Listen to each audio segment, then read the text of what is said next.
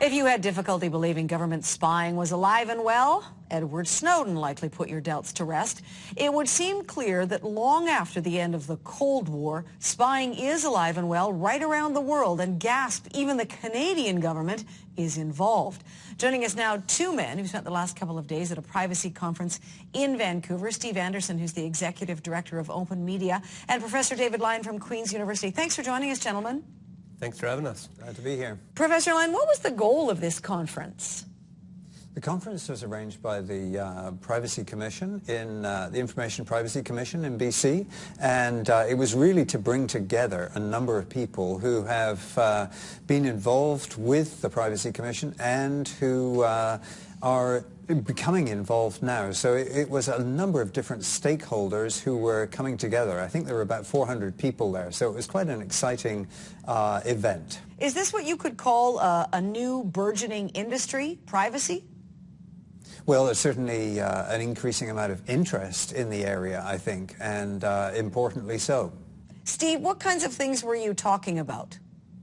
Well, we used the occasion to launch a Protect Our Privacy Coalition, which is over 35 organizations and about a dozen experts who have concerns with the government's surveillance and spying activities. And one of the big concerns right now is the Canada Spy Agency, CSEC, which is secretive, it's expensive, and recent revelations suggest that it's really out of control.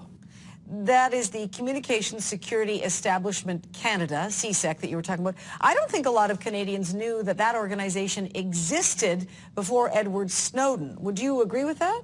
Yeah, and I mean, a recent interview by the ex-head of CSEC basically said that that's how they like it. And I mean, it's so secretive that the government's own watchdog hasn't been able to figure out if or how many Canadians are being swept up in its surveillance activities. Mm-hmm. And, you know, potentially we're talking about authorities having access to the private lives of any Canadian at any time without oversight or even a warrant. Right. We have a clip I want to play of the CSEC chief, John Forster, because it is against the law to spy on Canadians, either here in Canada or when they are abroad. And there is some question about whether or not they're doing that. But have a listen. Here's John Forster. We do not target Canadians at home or abroad in our foreign intelligence activities, nor anyone in Canada. In fact, it's prohibited by law. Everything we do, and I mean everything we do, is reviewed by an independent CSE commissioner. Professor Lyon, do we believe him?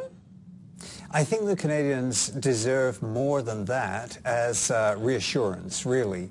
What the Snowden revelations showed was that the National Security Agency in the U.S. is actually extensively doing mass surveillance on American citizens in a routine way.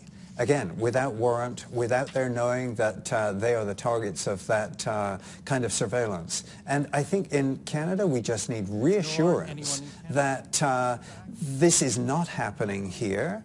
And if it is happening, we really need to know. So I think there are matters of trust here that clearly were shown to have broken down in the case of the NSA in the U.S., and we need to have those kinds of reassurances, and we need them urgently. But even if they gave us reassurances, are we going to believe them?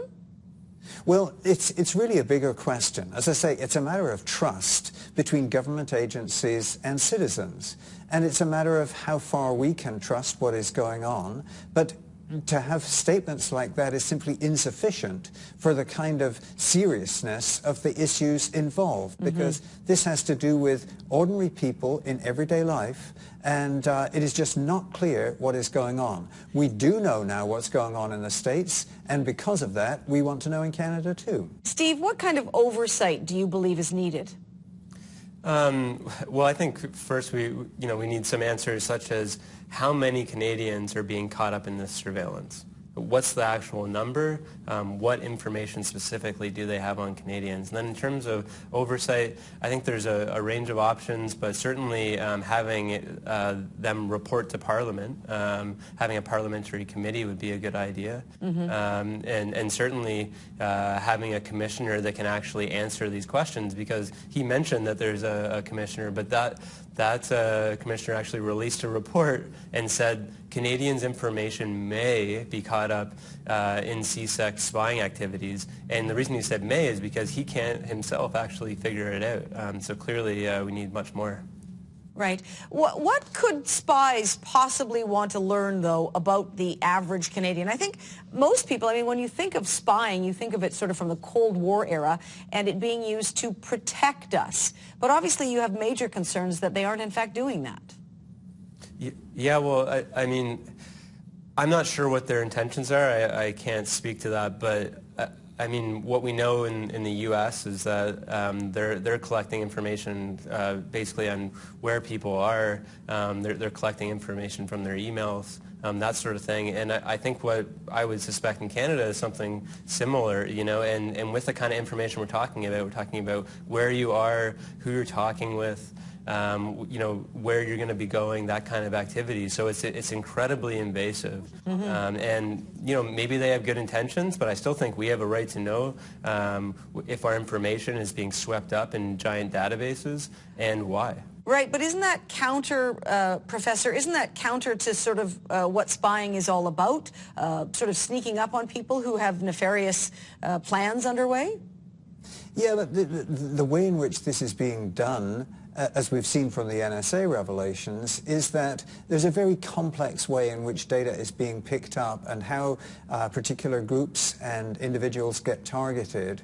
It may seem very trivial in terms of the kinds of data that they're picking up, but the fact is that anyone can be a target, and it can have serious consequences for their movements, for what they can do, for their life chances. So there are so many questions to be answered here, and before until we have those answers to the questions, then we really won't know what it is that is going on, and we strongly suspect that there are things going on, not least because the agencies work together with each other. It's okay to say, well, there's no spying allowed on Canadian citizens. Well, they work together with other agencies, the so-called Five Eyes, and so it's perfectly possible that data is being shared by other countries on Canadians. So it may not even be a direct form of what you're calling spying.